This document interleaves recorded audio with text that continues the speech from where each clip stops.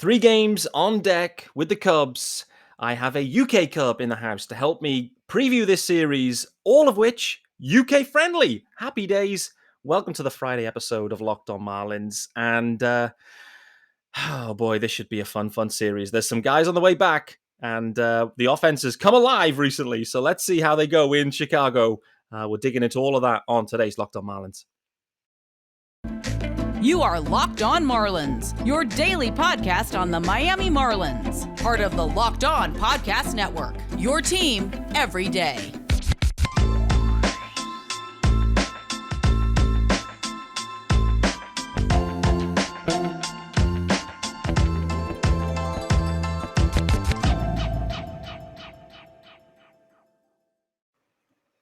Greetings from England, and welcome to Friday's episode of Locked On Marlins. I'm your host, of course, Peter Pratt, and don't forget to follow me on Twitter, at MiamiMarlins_UK. Subscribe to the pod.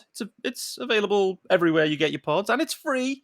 Also, you can subscribe to the YouTube channel if you're watching now. Hello, greetings, and you can see that I have a guest, and it is a UK guest and a UK Cubby. Rachel, how are we doing?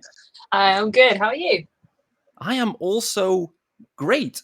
Friday vibes. Friday vibes. It's been an evening. UK friendly vibes.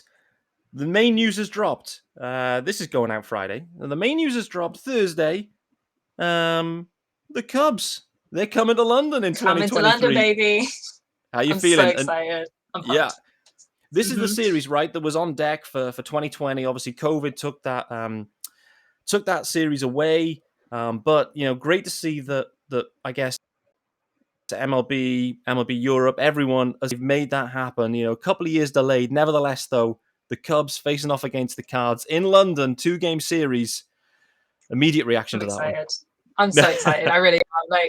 It's a huge matchup anyway. Cubs Cards, it's up there. It's one of the big ones. So that would be particularly fun, I think, to have that in person in London. But just to have the Cubs here, I'm so pumped for that. I'm so pumped. And, so many fans who can't make it to the States, who can't quite get out there, gives them the opportunity to see the team, which I love. Absolutely. I mean, like you said, the rivalry is there. I think that's the way they're going with these London series, games and series thus far. They're kind of bringing over the big rivalries. I'm intrigued to see how many fans travel over from the States. I think we saw a real good cluster in 2019. A lot of Yankees, a lot of Red Sox in town traveling over. A lot of us UK goats as well blended in there. So it was a lot of fun. I'm intrigued. I think it will be a packed house again. 2 games back in West Ham Stadium, the London Stadium. A lot to be excited for us, the UK fan base. So, that should be fun. I'm intrigued to see what the Cubs roster looks like kind of at that point too. I got a text about 8 minutes ago. It said something similar. Absolutely. And let's kind of catch ourselves up with the Cubs now anyway. We haven't, I think, seen each other all year, actually. So this might be the first series. And, we're just after the deadline. For me, there was a lot of eyeballs on the Cubs in terms of what they could do, what they shouldn't do, what they're likely to do. In the end, they had a very similar deadline to the Marlins. And I think the main headline was the hug with Contreras and Ian Happ. Before the deadline. I think they're expecting moves to be made.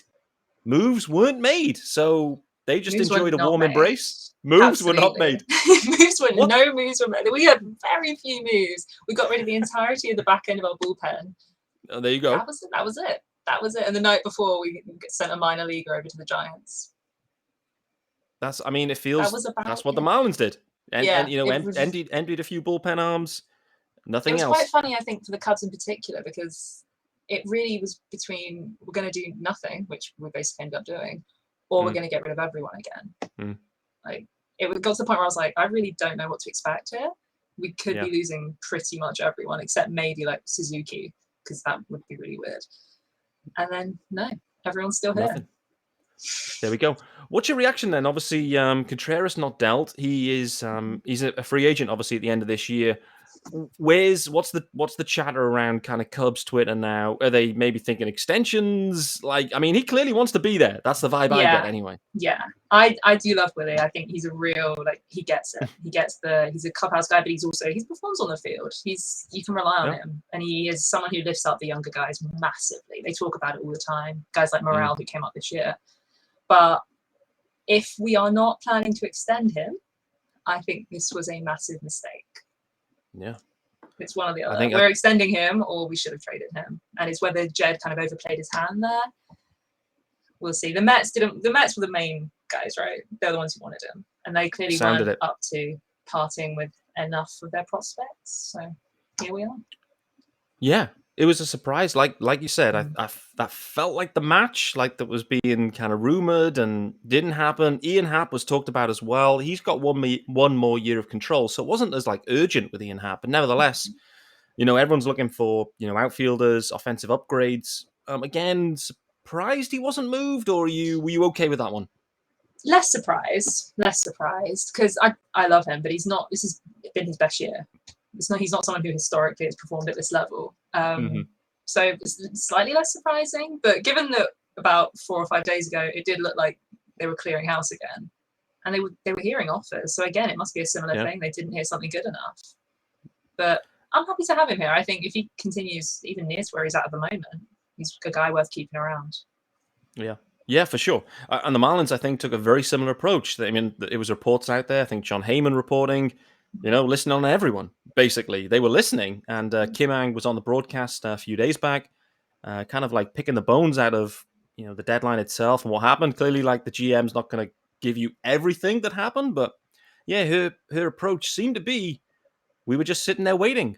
We were sitting waiting to see what came. They weren't pressing it. So that was interesting that was the Marlins' approach. I think it's interesting just league-wide. There seems to be a lot more anxiety about letting go of these prospects and making these trades. I don't really know what that means, but I do think it's quite interesting.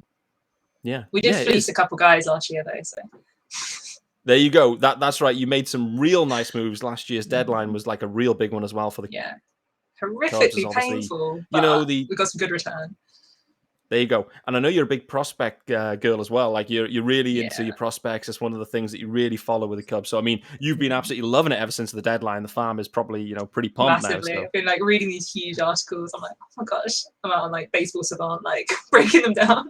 There you go. Who, let's a quick one on that one, because I don't follow the Cubs overly closely, but I will be now, particularly they're coming back to London. So got to get the scouting reports out there. From a prospect perspective, who's exciting you the most thus far? In terms of being closest to the bigs, probably a guy called Matt Mervis, who has come out of nowhere and is not a name you'll have probably even seen around.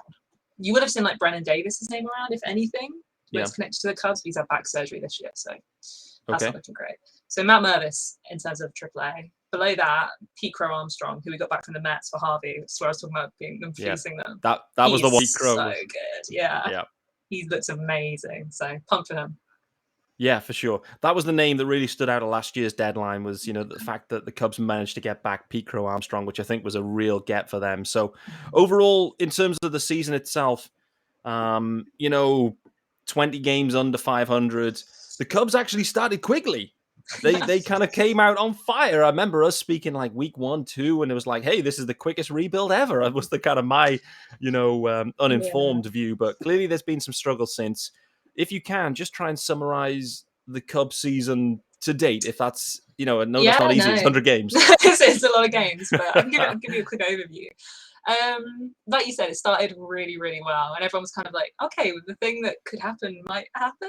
Maybe we might, because I was like, yeah, we're going to win like 85 games, guys. We're going to be amazing. Just you watch. Started, and I was like, I know exactly what I'm talking about. And now I look a fool. It's not gone well. The problem was to get to that point, and we did start with it. You needed so many guys performing at their like 95th percentile, like their very best. Yep. And they did start, and then they stopped. The bats went cold, and the pitching would get better. The pitching would fall, and it was just round and round and round. And it's just been like that repetitively. And then we've just had a kind of a slew of injuries, which I'm sure you can speak to. You had 17 guys at one point. I know. It's been brutal for the fish. Yeah, it's been tough. So it's just kind of sucked. Our pitching was the main thing. It's really been injured this year. Stroh went, Hendricks went. We've barely seen Miley. We didn't see Smiley for a long time. Yeah, just hasn't worked. It's tough to win games, right? I mean, as soon as your rotation's decimated, then, it's so hard to just kind of put a lot of wins together. You'll kind of, you'll win the odd 1 or 2 and kind of get a bit of momentum, but it's tough when you got like your 10th, 11th, 12th starter in the But it's organization. so frustrating as well when it's so many close games. Yeah. Like Again, at one it feels point familiar. we led it. Yeah, it's just like these one-run losses. You're like, oh, Yeah. painful. But Mm-hmm. it is what it is. We've had a good few wins recently. And yeah, exactly. we need to see what we're going to do in the off-season, really. That's going to define the future at the moment. So yeah. Hold that thought. I'm going to ask you about what you think will happen as we kind of get into the off-season, what maybe the Cubs need to do. But before we do that, guys, first ad of the day, US ad with a British twist. And it's our good friends over at BlueNile.com, of course. And Blue Nile, you can celebrate all of life's special moments, from creating custom engagement rings or gifting a classic and timeless jewelry piece. All the prices you won't find at a traditional jeweler. So, if you're thinking about popping the question, or you've got that milestone moment, you can find jewelry as unique as her with modern convenience of online shopping at BlueNile.com. So, let's talk engagement. Luckily, I've already done that, so that's covered for me. But Blue Nile, they've got simple online tools that let you choose the diamond shape, size, bigger is better, in my opinion, and clarity, as well as setting style. Blue Nile's jewelers, then they handcraft her perfect engagement ring. Each one of a kind, baby. Bespoke engagement ring for your bride-to-be. Sounds absolutely sensational. If you've already done that, the ring is already on the finger, and you're thinking about a special moment, Blue Nile, they've also got you covered. However, there's so much choice. So, if you need help, they've got jewelry experts on hand 24/7. 24/7. These guys are sitting there, the experts, ready to help you. They're available via phone or chat to help you find a memorable gift at every budget. So, make your moment sparkle with jewelry from BlueNile.com. And right now, you've got the Blue Nile anniversary sale. You can save up to 40%, that's 40% on classic fine jewelry pieces and 25% on engagement ring settings. Every order is insured, it ships free, and arrives in discreet packaging that won't give away what's inside. You can shop stress-free and find your forever piece. Go to BlueNile.com today. Okay, from jewelry to off-season moves for the Cubbies. As we look ahead, where are things trending? And I think probably Contreras is going to be a big part of this storyline, but nevertheless, let's take that one aside. What's going to need to happen in this off-season for the Cubs, do we think? pitching. I guess pitching. There you go. They are obsessed at the moment, which they need to be. Our farm a few years ago, even 3 or 4 years ago, was so poor when it came to pitching. Now we're really, really improving, but there's still not enough at the top. Right. So we need like, that really solid starting pitcher. Just the one guy, you can come in, you can rely on him. We need that guy. We really need that guy. That's my priority. And I think it's probably the Cubs as well, given where things have been trending in terms of not trades, the things we were talking about trading. Outside of that, an impact bat would be nice, because every now and then when they do go cold, just to have a guy who he's going to get it in play. We were hoping Madrigal was going to be that guy, I think, but that's not looking good. Yeah, Nick Madrigal. That was a trade from last deadline as well, if I recall, right? That was the Kimbrel deal. Was that Kimbrel? Yeah. What's happened to Nick Madrigal? Because, pretty highly touted. He was injured when he was traded, I believe. I think that was the piece that the White Sox were kind of in the hunt. Thought, hey, let's move Madrigal. He's out for the year. How's he kind of settled in? It doesn't sound that well. It was all right. It was all right. He was all right. And then he just got pretty bad. He just wasn't connecting. Just absolutely nothing for weeks. Then he got injured, and we haven't seen him for about 3 weeks. That sounds like the MO, I guess, for Nick Madrigal. But what about Nico Horner? Talk to me about Nico, though, because Nico has been lightening up recently. He has. I absolutely adore Nico. It's wet Nico all day. Yeah. He's been absolutely killing it. I think for a guy that we clearly brought up too early, which is why he's struggled, is probably a bit strong, but he's not performed fantastically till now. I think he's kind of reached that point. He's still young. He's, I don't want to commit to an age, but he's young. He's young. And the fact, he was brought up like 4 years ago. He was early 20s when he was brought up, which is quite unusual in baseball anyway. And then he was fine. He wasn't doing a lot. And this year, can't stop him. Just all he does is hit. It's beautiful to watch. Not many are doing that in baseball this year as well, right? Like, it's these guys hitting near 300, like, they're becoming unicorns almost. Like, that's kind of the way the game has gone, which is interesting. I guess when we blend it all together, going into last year as well, there was a couple of names that were really buzzy. If we think back to post-deadline, all of a sudden, the Cubs came alive. It was mainly around Patrick Wisdom, Frank Schwindel. These two studs came out of nowhere. What's happened with those boys? Have they kind of cooled off? Yeah, it was fun. Wisdom's actually, you know what? Because his issue was strikeouts. Okay, his plate discipline has improved a lot. Actually, I'm very proud of him. He's done very well this year. Got a lot better. Schwindel has not been so good. I think he was hitting like 139 last time he was actually playing. He's again injured for a while. He came back, but he's not really at first base a lot now. We've got like 3 different guys who can play there. Okay. So we're not even seeing much of him anymore. So I wouldn't be surprised, and I hate to say it, I wouldn't be surprised with DFAs in the future for him, so we can start bringing up some young guys and see what they do. Well, this is it. Sometimes you got to ride the hot hand, and it's something I've talked about the Marlins anyway, that we've been a bit hesitant for the guys that are in maybe like AAA, and you're thinking they're on fire, and there's guys struggling at the big league level. Sometimes you just got to ride the hot hand, get them up there. When they cool off, and send them back down to AAA, and whatever. And I think in reality, the Cubs kind of caught that benefit with Schwindel back end of last year. Yeah, clearly it hasn't quite transferred over. And actually, the Marlins saw something similar as well, I would say, with Jesus Sanchez. Maybe a little bit younger, maybe more of a highly touted guy. So, like, Jesus Sanchez is expected to deliver. He played well in the second half last year after being called up. This year, though, been a real struggle. Strikeouts been a real struggle. I think maybe more similar to Patrick Wisdom that you've said. So, yeah, it's tough with these guys. The league adjusts to hit as quickly. They quickly work out where the holes are, let's say, and they just can attack them with such accuracy in the main. So it's so tough. It's massively. We only have one guy who's really kind of beaten that narrative, which is Christopher Morel, which I don't know if you've even seen anything about him. But he's been doing really, really well for us this year. And he only came up at the beginning, well, not even the beginning of the year. I think it was end of May. Okay. Around there. But he's been beautiful. He's leading the NL in rookies base percentage. He's doing absolutely fantastic. And they don't seem to put his number yet. So. And I've seen as well, Zach McKinstry, a deadline acquisition. He's been playing as well, a little bit of kind of second base, middle infield for McKinstry. I think that was a nice pickup, actually. I can't recall who went the other way, but I remember McKinstry came. It was Chris Martin, I think. Chris Martin. Okay, yeah. So you were selling relievers, as you mentioned, and that it's almost always a reliever. So. Yeah, exactly. It looks good though. He's playing at the moment, and he's had some nice throws. So again, don't really know the guys. We'll see, but we'll see. Exactly. Well, let's absolutely. Well, let's get this final ad out of the way, and then we can really kind of deep dive into potential pitching matchups, start times of this series, and kind of our expectations, hopes, and dreams for this one. So, before we do that, final ad, as I mentioned, and it is our good friends over at BetOnline. BetOnline.net. It's the fastest and easiest way to check in on all your betting needs. They've got every sport, every event covered. It's the number one online source for odds, lines, and games. So many sports.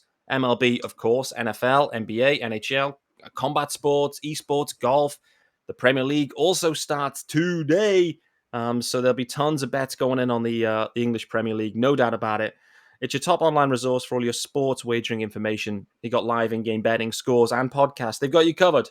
No doubt about it. You can head to BetOnline today.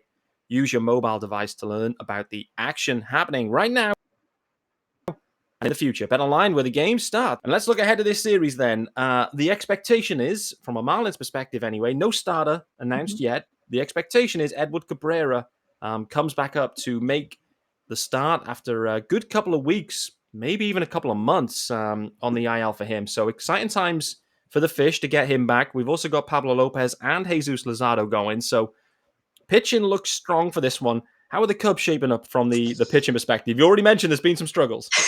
There has been. There's a few guys I actually quite like. So we've got Steele on Friday. Justin Steele. Who, nice. Again, he's had decent. I think he's 4-7 this year, which sounds bad, but I think he's at 3.86 ERA. It's all right. It's all right. Exactly. He's quite extreme, though. He can have a really bad outing. So we'll see how he feels on the day. Okay. Should be all right. Saturday, I think, is Smiley, who we've not seen a ton of apart from really early on. So what he's up to at the moment, I don't know. His ERA is 4.5, right? So again, the dream. And then Samson on Sunday, who I think is sneaky good. I like Samson. People, I don't think we're paying him enough credit. I don't know him, to be honest. Talk to me about Samson. What should we expect from Samson? He's got a lot of different options that he throws with, which I love. Okay. A guy who isn't just relying on two balls. He's like a 4-seam sinker, then he'll throw a slider, change up. You really don't know what you're going to get with him, which I think really translates well to success as long as you're being careful with it, obviously. But for sure. Yeah, I think he could be something really good. He's a little bit older, so he kind of needs to be good, which normally sends guys one way or the other. But I'm excited to see what he does Sunday. He's the kind of guy that we need to see more out of, and it sort of doesn't matter what happens, so we might as well find out. Yeah, no doubt. And I think the Marlins are going to have their hands full with Drew Smyly on Saturday game. The Marlins have been absolutely shocking against lefties this year. Shocking, which is surprising because the way the lineup was constructed, like heavy righties, power righties, but against lefties, we've really, really struggled. So, that's going to be a tough one. Pablo Lopez going, the kind of narrative there or the storyline is, there was a lot of buzz around Pablo Lopez. At the deadline, talks about a move to the Yankees, a trade with the Yankees. Sounds like the Marlins back.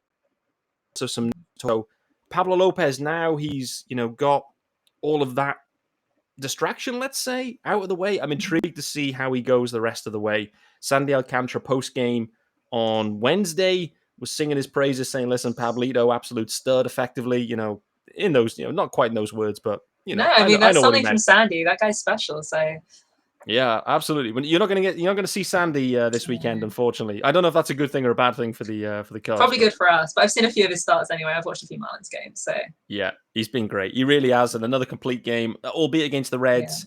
Yeah. Division foes, I guess. A slightly segue in a way here, but a major storyline from the deadline itself. One of your division rivals making some very interesting moves. Josh Hader traded. That one completely caught me off guard. I think he did everyone. You know what? I kind of get it. I kind of don't. Mm-hmm. It's an odd one. I'm intrigued to see what they do the rest of the year. I don't think the Brewers have got it anyway. I think they're fake good. Yeah, they think they know. I think they know the Cardinals are coming for them, and they know maybe isn't I their year. think that's what's going to happen as well. And I'm saying that. So yeah, I don't think they've got it this year. But he had a bad month, like a really bad month. So I don't think they're overreacting to that a bit. Maybe. It's one of those, like, he's been so good for so long. He's expensive. He's going to be expensive again next year. Interesting time to move, and they get some guys back. And more generally, in that you look into the division now and into the future. First question, maybe an obvious answer: which team do you detest more? I have a really, you know what? I can't even. The Cardinals and the Brewers I despise so much. The Cardinals is pretty much more of an overall general hatred. Anything to do with them, I'm sickened by. But for some reason, when we play the Brewers, I get so angry. I don't know what it is about them. I really don't. But they just annoy me so much.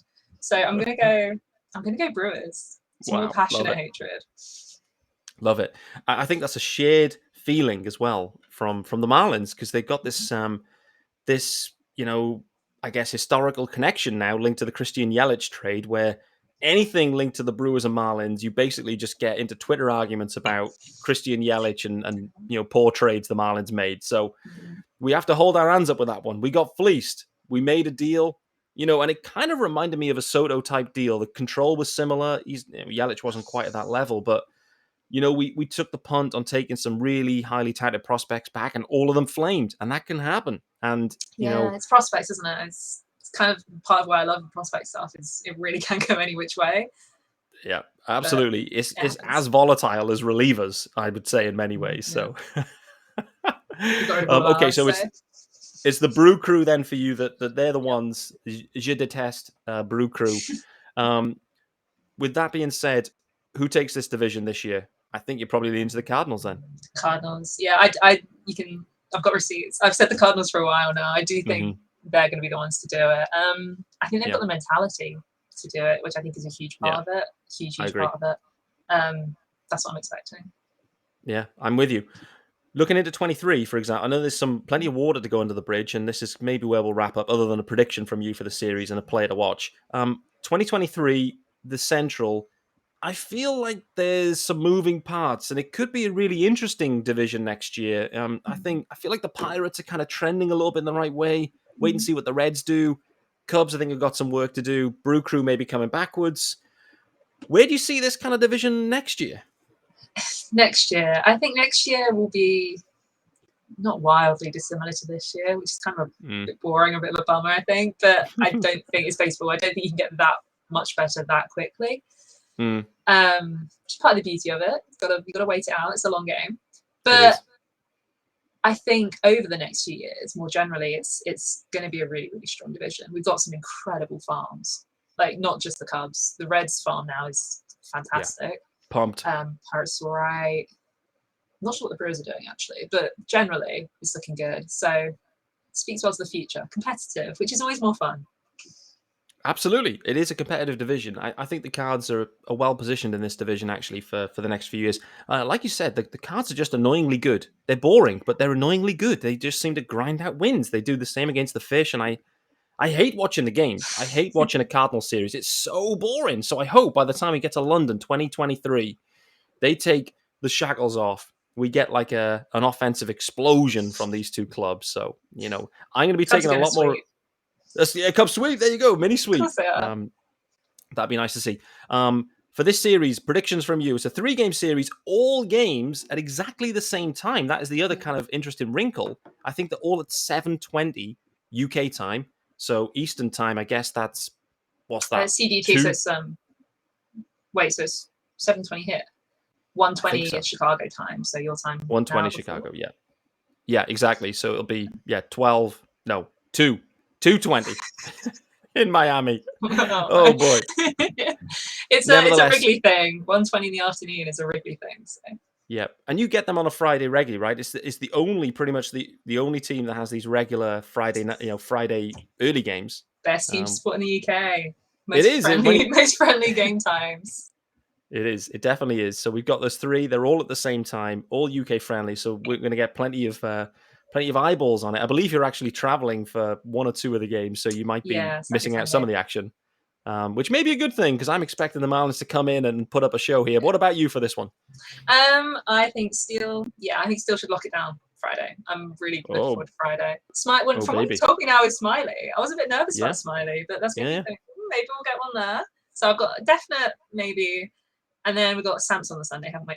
I'm a Samson fan, So I'm going to go. Sounds like a sweep to me. I'm not going to claim the sweep. I'll take the sweep, but I'm not going to claim it.